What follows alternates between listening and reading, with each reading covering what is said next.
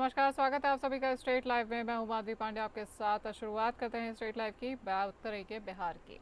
मुख्यमंत्री नीतीश कुमार ने आज एकड़ी मार्ग स्थित संकल्प से वीडियो कॉन्फ्रेंसिंग के माध्यम से रिमोट द्वारा बिहार भवन एवं अन्य सनिर्माण कर्मकार कल्याण बोर्ड के तहत 16,04,929 निर्बंधित निर्माण श्रमिकों के खाते में वार्षिक वस्त्र सहायता योजना अंतर्गत उत्क्रमित सहायता राशि 5,000 रुपये प्रति निर्माण श्रमिक की दर से 802,46,45,000 रुपये का राशि का अंतरण किया है। साथ ही मुख्यमंत्री प्रतिज्ञा योजना के वेब पोर्टल का मुख्यमंत्री ने शुभारंभ भी किया है। कार्यक्रम के दौरान मुख्यमंत्री ने कहा कि आज के इस कार्यक्रम के आयोजन के लिए श्रम संसाधन विभाग को बधाई देता हूं। समाज के अंतिम पायदान के लोगों को मुख्य धारा में लाने के लिए हम लोग शुरू से ही काम कर रहे हैं। राज्य जिस प्रकार विभिन्न क्षेत्रों में तरक्की के नए आयामों को छू रहा है, उसमें हमारे श्रमिक भाई बहनों का अतुलनीय योगदान है। उनके विकास के लिए सरकार लगातार काम कर रही है। आज के इस अवसर पर मैं सभी श्रमिक भाई बहनों को बधाई देता हूं और शुभकामनाएं देता हूं।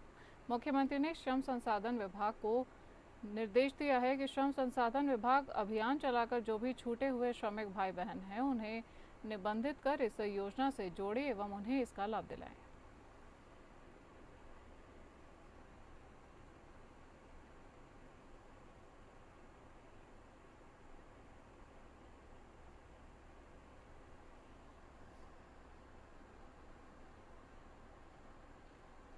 भाजपा प्रदेश अध्यक्ष दिलीप जायसवाल ने बताया कि केंद्रीय गृह मंत्री अमित शाह आज रात पटना पहुंचेंगे और कल वे डेहरी ऑन सोन में भाजपा कार्यकर्ताओं के साथ चुनावी समीक्षा बैठक भी करेंगे। ये बैठक सुबह 11 बजे से दोपहर 1 बजे तक चलेगी। इसके बाद दोपहर 3 बजे से 5 बजे तक अमित शाह बरौनी रिफाइनरी में आयोजित कार्यक्रम में भी शामिल होंगे। इन बैठकों में आगामी चुनाव को लेकर विस्तृत चर्चा होगी और तेजस्वी यादव की बिहार अधिकार यात्रा पर प्रतिक्रिया देते हुए दिलीप जायसवाल ने कहा कि कांग्रेस ने तेजस्वी प्रताप यादव को अपने वोटर अधिकार यात्रा से छोटा करने की कोशिश की है, जिसके बाद उन्होंने बिहार अधिकार यात्रा शुरू की है। उन्होंने कहा कि राजद शासन में भ्रष्टाचार की जड़ें गहरी थीं, जबकि भाजपा बूथ स्तर पर लगातार मजबूत हो रही है। दिलीप जायसवाल ने दावा किया है कि आगामी चुनाव के बाद बिहार में सरकार भाजपा की ही बनेगी। आज दुनिया के सर्वाधिक लोकप्रिय नेता और भारत के यशस्वी प्रधानमंत्री श्री नरेंद्र मोदी जी का जन्मदिन है और साथ ही साथ विश्वकर्मा पूजा है। भगवान विश्वकर्मा का नरेंद्र मोदी जी को आशीर्वाद प्राप्त है और इसीलिए विश्वकर्मा जी और जो उनका विकसित भारत का हमारा सफर है, वो मंजिल है, वो लक्ष्य प्राप्त करने की ओर हम अग्रसर हैं। आज मैं आदरणीय प्रधानमंत्री श्री नरेंद्र मोदी जी को पूरे बिहार की ओर से हार्दिक जन्मदिन की हार्दिक शुभकामना देता हूं और भगवान से प्रार्थना करता हूं कि भगवान श्री नरेंद्र मोदी जी को दीर्घायु बनाए। जनस्वराज पार्टी के सूत्रधार प्रशांत किशोर अपनी बिहार बदलाव यात्रा के क्रम में मुजफ्फरपुर के साकरा विधानसभा में बिहार बदलाव जनसभा करने पहुंचे हैं। श्री बलिराम हाई स्कूल मैदान में आयोजित जनसभा को संबोधित करने के बाद उन्होंने पत्रकारों से बात करते हुए पीएम मोदी, सीएम नीतीश कुमार और भाजपा सांसद संजय जायसवाल पर जोरदार हमला किया है। प्रशांत किशोर ने स्टूडेंट क्रेडिट कार्ड से संबंधित निर्णय को लेकर मुख्यमंत्री नीतीश कुमार पर तंज कसते हुए कहा है कि वोट लेने के लिए जिन युवाओं पर लाठी चलवाते हैं, उनको लोन देने की बात करते हैं। एक और लोन देते हैं, दूसरी ओर पेपर लीक करवा देते हैं। ये पेपर लीक कराने वाली, नौकरी बचाने वाली और युवाओं पर लाठी चार्ज कराने वाली सरकार है। लेकिन बिहार के लोगों को अब नीतीश कुमार का पैसा नहीं चाहिए, उन्हें अब नीतीश कुमार की कुर्सी खाली चाहिए। वहीं उन्होंने पीएम मोदी के हालिया पूर्णिया दौरे पर भी हमला किया है और कहा है कि बिहार में चुनाव है तो मोदी जी आएंगे ही, अपनी बात कहेंगे, देश दुनिया में क्या हो रहा है वो कहेंगे, राहुल गांधी को गाली देंगे, लेकिन ये नहीं बताएंगे कि बिहार में फैक्ट्री कब लगेगी, मुजफ्फरपुर में फैक्ट्री कब लगेगी, यहाँ के युवाओं को सूरत में मजदूरी करने क्यों जाना पड़ता है। प्रशांत किशोर ने पत्रकारों से एक सवाल का जवाब देते हुए भाजपा सांसद संजय जायसवाल पर भी पलटवार किया है। उन्होंने कहा कि संजय जायसवाल को देश में कोई जानता नहीं था, मेरा नाम ले रहे हैं तब खबरों में बने हुए हैं, वो 4 दिन में फड़फड़ा कर खुद ही गिर जाएंगे। उन्होंने आगे कहा कि संजय जायसवाल ने मुझे जेल भिजवाने की बात कही है और बिहार और दिल्ली में उनकी पार्टी की सरकार है, हम यहीं आपके सामने हैं, उनमें हिम्मत है तो हमको जेल में डलवा के दिखाएं। नीतीश कुमार 20 वर्ष सत्ता में रहने के बाद उनको याद आया कि बिहार के बुजुर्गों को, महिलाओं को 1100 रुपया चाहिए। 20 वर्ष सत्ता में रहने के बाद 2015 से युवाओं के लिए क्रेडिट कार्ड का स्कीम शुरू किया गया था, आज तक किसी को नहीं मिला। वोट लेने के लिए ये आदमी फिर से जिन युवाओं पर इसने लाठी चलाया है उसको कहता है कि हम लोन देंगे, इधर लोन देने के बाद कहेगा उधर पेपर लीक करवाएगा। ये पेपर लीक करने वाली सरकार है, नौकरी बेचने वाली सरकार है, युवाओं पर लाठी चलाने वाली सरकार है। अब लोगों को नीतीश कुमार का पैसा नहीं चाहिए, लोगों को नीतीश कुमार से कुर्सी खाली चाहिए। नवादा के वारसलीगंज विधानसभा क्षेत्र में अशोक महतो के विवादित बयान को लेकर जनता का गुस्सा अब चरम पर पहुंच गया है। लोगों का साफ कहना है कि आपराधिक छवि वाले अशोक महतो बेवजह बयानबाजी कर इलाके को फिर से अंधकार में ढकेलना चाहते हैं। जनता का आरोप है कि अशोक महतो की राजनीति केवल लोगों को बांटने और आपसी तालमेल को बिगाड़ने पर टिकी है। सोशल मीडिया पर वायरल हुआ बुराबाल साफ करो अभियान भी अब इस गुस्से की बड़ी वजह बन चुका है। इसे लेकर वारसलीगंज की आम जनता अब खुलकर सामने आ रही है और अशोक महतो के खिलाफ अपना विचार भी जता रही है। इसी बीच वारसलीगंज विधायक के पति अखिलेश सिंह ने भी जनता को सचेत किया है। उनका कहना है कि क्षेत्र की शांति और विकास के लिए जरूरी है कि लोग ऐसे व्यक्तियों से सावधान रहें जो समाज को बांटने का काम करते हैं। लोगों का कहना है कि अशोक महतो के इस रवैये से विधानसभा क्षेत्र का माहौल बिगड़ रहा है और अब जनता खुलकर उनके खिलाफ आवाज उठाने लगी है। आरजेडी भी धराशायी हो जाएगा उनके साथ साथ, क्योंकि वो तो धराशायी है ही, उनकी कोई वजूद ही नहीं है। उनकी छवि वारसलीगंज पकड़ी वर्मा विधानसभा में आपराधिक छवि के रूप में माना जाता है जी। उन्होंने 72 बीघा जमीन हासिल कर दलित और जो पिछड़े लोग थे उनको काट के जिंदा जला करके उसको हासिल किया। यही छवि उनका जाना जाता है और जातीय द्वेष पैदा करने के लिए वो उतारू हैं और उसी से बिहार के सहरसा के सिमरी बख्तियारपुर एसडीओ आलोक राय, डीएसपी मुकेश कुमार ठाकुर की मौजूदगी में पुलिस अभिरक्षा में ले जा रहे एक आरोपी की ग्रामीणों ने जमकर पिटाई कर दी है। ग्रामीणों का भारी बवाल और जबरदस्त आक्रोश के आगे सिमरी बख्तियारपुर पुलिस बेबस और लाचार दिख रही है और आक्रोशित ग्रामीणों का झुंड आरोपी की बेरहमी से पिटाई करने लगा और आक्रोश भीड़ में शामिल लोगों ने पुलिस के साथ भी खूब धक्का मुक्की की। देखते ही देखते पुलिस और ग्रामीणों के बीच जबरदस्त झड़प शुरू हो गई। बता दें कि सरेआम पीट रहे इस व्यक्ति का नाम धीरेन्द्र शाह उर्फ धीरू है, जो भटपुरा गांव का रहने वाला है, जिस पर ग्रामीणों का आरोप है कि इसी ने अन्य लोगों के साथ मिलकर कलावती देवी के साथ दुष्कर्म कर उसकी हत्या कर दी थी। भारी बवाल के बीच कई पुलिसकर्मी मामूली रूप से चोटिल हो चुके हैं और अपनी जान बचाने के लिए सर्विस पिस्टल लहराना पड़ा उन्हें। और तस्वीरों में आप देख सकते हैं कि किस तरह से पुलिस अभिरक्षा में ले जाए जा रहे आरोपी की ग्रामीणों के द्वारा पिटाई की जा रही है और सिमरी बख्तियारपुर थाना अध्यक्ष अमरनाथ कुमार ठाकुर अपने दलबल के साथ उसे सुरक्षित रूप से भीड़ के चंगुल से निकालकर बाहर ले जाने की जद्दोजहद करते हुए देखे जा रहे हैं।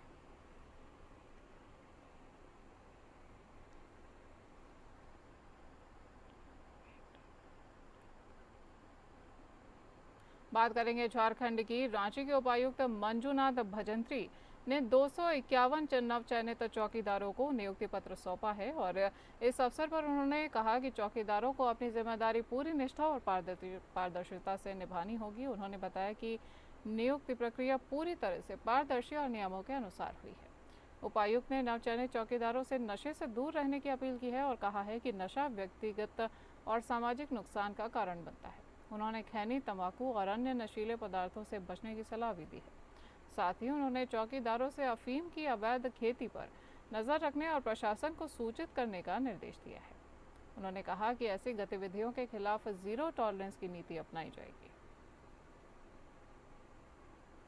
समाहरणालय में भी हम लोग हर सोमवार को जनता मिलन होती है, जो उनके समस्याओं को सुनते हैं। और अगर राइट टू सर्विस का प्रॉपर इम्प्लीमेंटेशन करने में पदाधिकारियों का अगर कोई कमियां हैं तो हम लोग जो उसमें दंड को भी हम लोग। भाजपा के पूर्व प्रदेश अध्यक्ष व राज्यसभा सदस्य दीपक प्रकाश ने रांची स्थित प्रदेश भाजपा कार्यालय में एक प्रेस वार्ता का आयोजन किया है, जहां उन्होंने सूर्य हांसदा एनकाउंटर मामले को फर्जी बताते हुए कहा कि पत्थर माफिया दलालों व बिचौलियों के इशारे पर पुलिस द्वारा की गई ये एक हत्या है। तो वहीं राष्ट्रीय अनुसूचित जनजाति आयोग की जांच रिपोर्ट का हवाला देते हुए उन्होंने ये भी कहा कि रिपोर्ट में साफ है कि सूर्या की हत्या कराई गई है। उधर भाजपा के आरोपों पर पलटवार भी करते हुए वो नजर आए। पलटवार करते हुए कांग्रेस के प्रदेश मीडिया सचिव और मीडिया प्रभारी राकेश सिन्हा ने ये कहा कि राज्य सरकार द्वारा विकास कार्यों से विचलित भाजपा कहां और अब अपराधियों के सहारे अपनी खोई हुई जमीनें तलाशने का काम कर रही है। इस दौरान राकेश सिन्हा ने सूर्य हांसदा केस में सीबीआई जांच की मांग पर सवाल खड़े कर दिए हैं। उन्होंने कहा कि पूरी भाजपा की नज़र में बलात्कारी हो, भ्रष्टाचारी हो या अपराधी हो, वो समाज की चिंता करने वाला व्यक्ति होता है।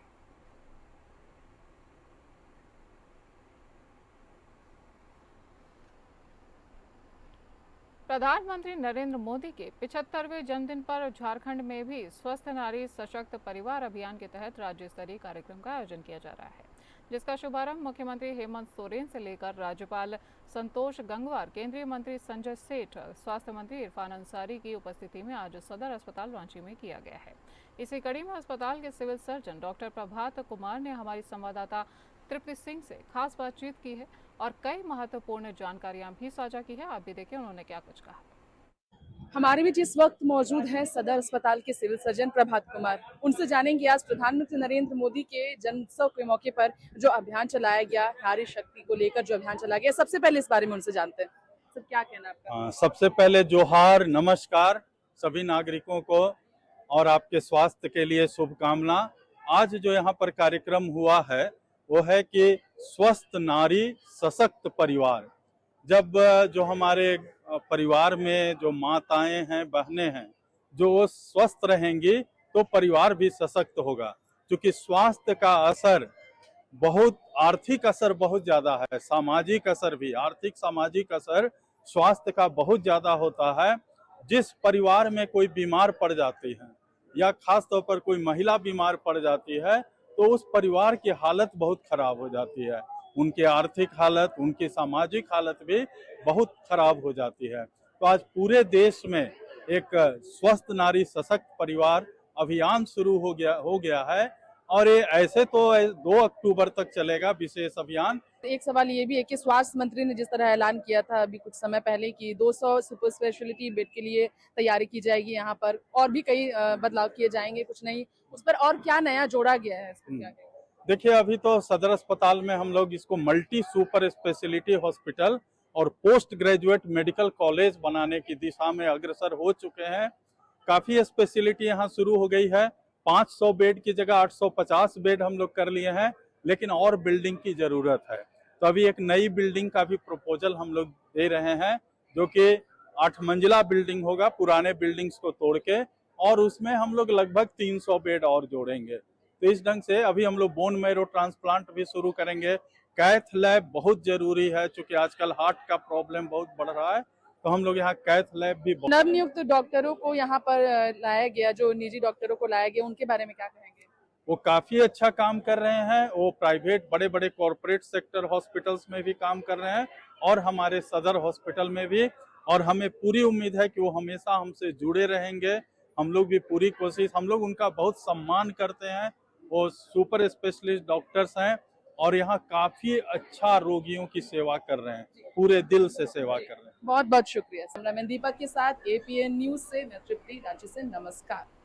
22 सितंबर से शुरू होने जा रहे आगामी दुर्गा पूजा पर्व के अवसर पर की जाने वाली प्रशासनिक तैयारियों के मद्देनजर झारखंड के पुलिस मुख्यालय स्थित सभागार में महानिदेशक और पुलिस महानिरीक्षक के द्वारा सभी प्रक्षेत्रीय पुलिस महानिरीक्षक, सभी क्षेत्रीय उप महानिरीक्षक और सभी वरीय पुलिस अधीक्षक के साथ वीडियो कॉन्फ्रेंसिंग के माध्यम से एक समीक्षा बैठक का आयोजन किया गया। इस मौके पर पुलिस महानिदेशक अनुराग गुप्ता ने सभी आला अधिकारियों से राज्य में त्योहारों के अवसर पर शांति व्यवस्था कायम रखने और प्रत्येक जिले में नियंत्रण कक्ष में पुलिस पदाधिकारी या बल की प्रतिनियुक्ति करने, बलों का मोबिलाइजेशन करने के समय पुलिस पदाधिकारी नियुक्त करने और प्रत्येक घटित घटना की सूचना पुलिस मुख्यालय के वरीय पदाधिकारी और महानिदेशक का नियंत्रण कक्ष पुलिस मुख्यालय को देने का निर्देश दिया है।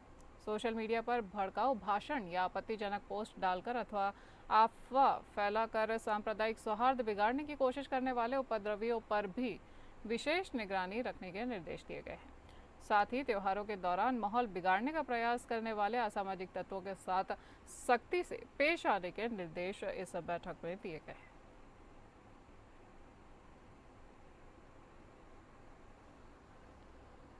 झारखंड के हजारीबाग जिले की एसीबी अदालत ने निलंबित आईएएस अधिकारी विनय चौबे को बड़ा झटका देते हुए उनकी जमानत याचिका को खारिज करने का फैसला सुना दिया है। इस संबंध में मंगलवार को हुई सुनवाई के वक्त अदालत ने दोनों पक्षों की दलीलों को सुना है। इस दौरान विनय चौबे के वकील शंकर बनर्जी ने अदालत के समक्ष कहा है कि वो इस आदेश को झारखंड हाईकोर्ट में चुनौती देंगे। मालूम हो कि इससे पूर्व में अदालत ने बीते हफ्ते शुक्रवार को हुई बहस पूरी होने के बाद अपना फैसला सुरक्षित रखा था। दरअसल सरकारी जमीन का रूपांतरण विवाद में फंसे विनय चौबे पर यह आरोप है कि हजारीबाग में उपायुक्त रहते हुए उन्होंने 2.75 एकड़ खास महल या सरकारी भूमि का अवैध रूपांतरण किया था और उसे निजी व्यक्तियों को आवंटित कर दिया था, जिस पर बचाव पक्ष की ओर से यह दलील दी गई कि जांच एजेंसी एसीबी ने निर्धारित समय के भीतर आरोप पत्र दाखिल नहीं किया है। बावजूद इसके अदालत ने उनकी जमानत मंजूर करने से इनकार कर दिया है।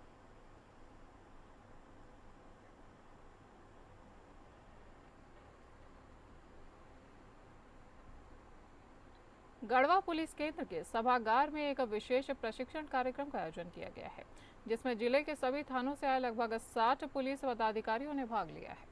इस बेसिक लाइफ सपोर्ट ट्रेनिंग का संचालन association of surgeon of India से जुड़े डॉक्टर निशांत कुमार सिंह ने किया है। प्रशिक्षण का उद्देश्य पुलिसकर्मियों को प्राथमिक उपचार के बुनियादी ज्ञान से सशक्त बनाना, ताकि वे सड़क दुर्घटनाओं या आपराधिक घटनाओं के बाद घटनास्थल पर सबसे पहले पहुंचकर घायलों को तत्काल मदद से दे सके। डॉक्टर सिंह ने पुलिसकर्मियों को घायल व्यक्ति की सांस, नाड़ी और रक्तस्राव की स्थिति की पहचान करने, सीपीआर देने और अन्य आवश्यक फर्स्ट एड तकनीकी की जानकारी दी है। और कार्यक्रम के दौरान ये संदेश भी दिया गया है कि दुर्घटना के बाद शुरुआती कुछ मिनट अत्यंत महत्वपूर्ण होते हैं और पुलिसकर्मी यदि सही प्राथमिक उपचार दे सकें तो कई लोगों की जानें बच सकती है। करेंगे छत्तीसगढ़ की प्रधानमंत्री नरेंद्र मोदी के आह्वान पर देश भर में 21 सितंबर से 25 दिसंबर तक सांसद खेल महोत्सव का आयोजन किया जा रहा है। रायपुर लोकसभा क्षेत्र में होने वाले इस आयोजन को भव्य, ऐतिहासिक और यादगार बनाने के लिए सांसद ब्रजमोहन अग्रवाल ने उच्च स्तरीय बैठक ली है। बैठक में collector Gaurav Singh, SP doctor Lal Umed Singh सहित विभिन्न विभागों के वरिष्ठ अधिकारी भी उपस्थित रहे हैं। सांसद ने बताया कि यह आयोजन प्रधानमंत्री मोदी के फिट इंडिया मूवमेंट के तहत किया जा रहा है। रायपुर और बलौदा बाजार, भाटापारा जिले से 1 लाख से अधिक प्रतिभागियों को इस महोत्सव से जोड़ा जाएगा और कोई भी इच्छुक प्रतिभागी क्यूआर कोड के माध्यम से इसमें रजिस्ट्रेशन कर सकता है।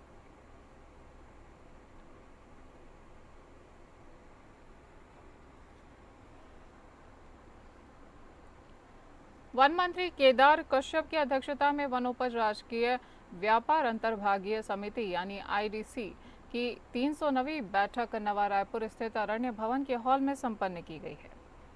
वनोपज राजकीय व्यापार अंतर्भागीय समिति आईडीसी की बैठक में महत्वपूर्ण निर्णय लिए गए हैं और वन मंत्री शने ने कहा है कि बैठक में लिए गए जन कल्याणकारी निर्णयों से राज्य में लघु वनोपजों के व्यापार को ज़्यादा लाभ होगा और वनवासियों की आय में बढ़ोतरी भी होगी। साथ ही साथ उनके जीवन स्तर में बेहतर आर्थिक बदलाव भी आएगा। मंत्री ने उम्मीद जताई है कि इससे वनोपज निर्यात को भी प्रोत्साहन मिलेगा।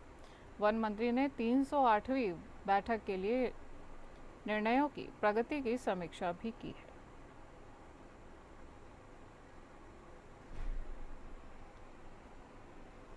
वोट चोर गद्दी छोड़ कार्यक्रम के तहत कांग्रेस का 3 दिवसीय कार्यक्रम कांग्रेस के प्रदेश प्रभारी पायलट की उपस्थिति में रायगढ़ में शुरू किया गया है। रायगढ़ में हस्ताक्षर अभियान, वोटर अधिकार यात्रा एवं जनसभा का आयोजन किया गया है। रायगढ़ के बाद अगला कार्यक्रम कोरबा में मशाल रैली होगा। सभा को संबोधित करते हुए प्रदेश प्रभारी सचिन पायलट ने कहा कि यदि नैतिकता है तो नरेंद्र मोदी है। राहुल गांधी के लगाए गए आरोपों का जवाब दें। देश में आज़ादी के बाद लोकतंत्र की स्थापना हुई है, लोगों के वोट का अधिकार मिला है, लेकिन उस व्यवस्था को कमजोर किया जा रहा है। देश के मुख्य निर्वाचन आयोग के चुनाव में चीफ जस्टिस की जगह गृह मंत्री को बिठा दिया गया, जिससे निर्वाचन आयोग की मुखिया उनकी पसंद का बन गया। सीसीटीवी फुटेज 45 दिनों में डिलीट कर दिया जाता है। राहुल गांधी ने वोट चोरी को लेकर निर्वाचन आयोग से सवाल पूछा तो जवाब बीजेपी के प्रवक्ता देते हैं। बीजेपी निर्वाचन आयोग का बचाव करती है, वहीं बिहार में लाखों लोगों के नाम मतदाता सूची से काट दिए गए हैं। राहुल गांधी ने आम लोगों के लिए बिहार में वोट अधिकार यात्रा निकाली है। सत्ता पक्ष के लोग उन्हें घुसपैठियों के बचाव की बात कह रहे हैं। क्या बिहार का गरीब आम आदमी घुसपैठिया है? प्रचार प्रसार, फोटो, अखबार, विज्ञापन, होर्डिंग, व्हाट्सएप, मोबाइल, इंस्टाग्राम, इस पे अपना धकेलते रहो और जनता को मूर्ख बनाते रहो। ये समय आ गया जागने का, समझने का, अपने अधिकारों के लिए संघर्ष करने का। और मैं तो आज साथियों देख रहा था, मैंने उमेश पटेल जी को कहा, मैंने कहा हम उड़ीसा से आएंगे लेकिन पहले आपके यहाँ पर जाएंगे। और मैं इनको देख रहा हूँ 2-1 साल से, धीरे धीरे, समय बहुत लगता है लेकिन धीरे धीरे स्वर्गीय पटेल साहब की छवि मुझे दिखाई। जब तक सोना तपता नहीं है ना, तब तक खरा नहीं बनता। और आप सब लोगों ने अंतर्राष्ट्रीय ओजोन परत संरक्षण दिवस पर छत्तीसगढ़ पर्यावरण संरक्षण मंडल द्वारा राजधानी रायपुर के सिविल लाइंस स्थित नवीन विश्राम गृह में पोस्टर एवं एनवायरोथॉन प्रतियोगिता का आयोजन किया गया है। कार्यक्रम के मुख्य अतिथि के रूप में वित्त, वाणिज्यकर, आवास एवं पर्यावरण तथा योजना एवं सांख्यिकी विभाग के मंत्री ओपी चौधरी शामिल हुए। आपको बता दें कि कार्यक्रम को संबोधित करते हुए वित्त मंत्री ओपी चौधरी ने कहा कि ओजोन परत का संरक्षण केवल पर्यावरण ही नहीं बल्कि आने वाली पीढ़ियों के सुरक्षित भविष्य और स्वास्थ्य के लिए भी अनिवार्य है। जो बच्चों का ये प्राइज मनी पिछले 5 साल से वही था, मुझे लगा उस प्राइज मनी को देख के कई सालों से यही चल रहा होगा, इसलिए इस बार के लिए हमने डबल किया और आने वाले वर्ष के लिए ट्रिपल करने का काम किए। जो ओजोन परत है वो पूरे धरती के लिए अत्यंत आवश्यक है और पूरा जो पर्यावरण है वो सबके लिए कॉमन होता है, चाहे कोई बिलियनियर हो, लखपति हो, करोड़पति हो, अरबपति हो, खरबपति हो, उसके लिए भी, और एक आम किसान भाई के लिए, व्यापारी भाई, सबके लिए एक ही पर्यावरण होता है। तो इसलिए पर्यावरण की सुरक्षा हम सब के लिए उतनी ही जरूरी है। और इस दृष्टिकोण से ओजोन परत ही धरती को लिवेबल बनाती है, जीने लायक बनाती है। अगर ओजोन परत ना हो तो अल्ट्रा वायलेट रेस से, पराबैंगनी किरणों से धरती में जीवन का अस्तित्व ही खतरे पे पड़ जाएगा। तो इसके बारे में आज का दिवस अत्यंत महत्वपूर्ण होता है। पर्यावरण के प्रति जागरूकता हम सबकी जिम्मेदारी है और अच्छे तरीके से सब काम करते हुए, सकारात्मक दिशा में काम करते हुए डेवलपमेंट मॉडल को भी सस्टेन करना है और पर्यावरण की भी सुरक्षा करनी है ताकि सस्टेनेबल डेवलपमेंट सुनिश्चित हो सके। 8 सूत्रीय मांगों को लेकर प्रदेश के आंगनबाड़ी कार्यकर्ता सरकार की उदासीनता के कारण 19 सितंबर को रायपुर में प्रांतीय स्तर का कार्यक्रम करने का निर्णय ले चुकी हैं, जिसमें भारत सरकार एवं मुख्यमंत्री के नाम वो ज्ञापन सौंपेंगी। आंगनबाड़ी कार्यकर्ता और सहायिकाओं ने कहा कि मुख्य रूप से हमारी मांगे हैं, जिसमें लंबे समय से हमारी 8 मांगे शामिल हैं, जिसे हमने समय समय पर सरकार के सामने रखा है, मगर हमारी मांगों को पूरा नहीं किया गया है। अगर इस दफ़ा मांगे नहीं पूरी हुई तो अनिश्चितकालीन आंदोलन के लिए हम बाध्य होंगे।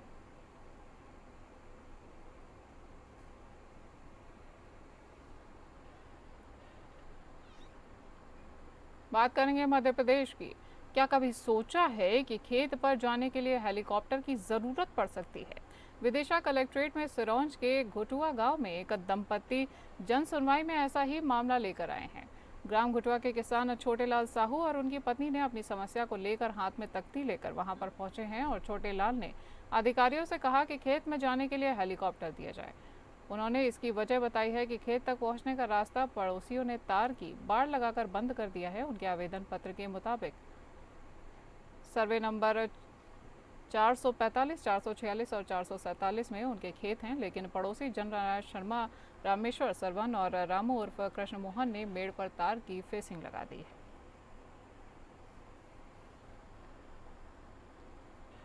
स्ट्रेट लाइव में आज के लिए इतना ही। नमस्कार।